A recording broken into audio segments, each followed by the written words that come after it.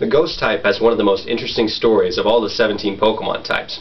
Back in Generation 1, I think they were supposed to be the counter for Psychic types, but it didn't really work out that well. There were a couple problems.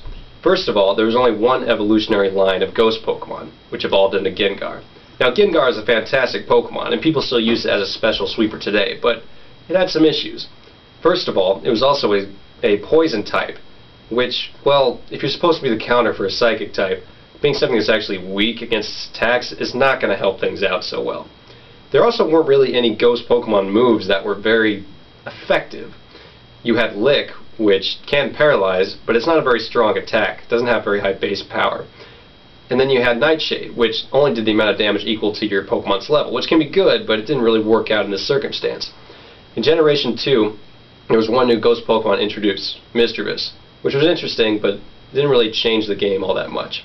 In Generation 3, they expanded upon the Ghost type, adding a lot of new species, including Dusclops, which was a good defensive Pokemon, and Shedinja, which is one of the more bizarre Pokemon species in the entire universe, I guess.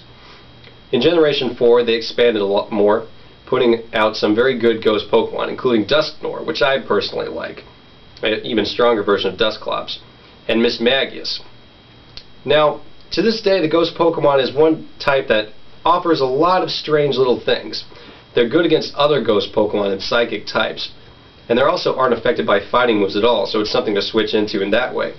A lot of Ghost Pokemon also levitate, which means that the ground attacks aren't going to hit them very well. So they're a very interesting type that I think will continue to be useful in the days to come.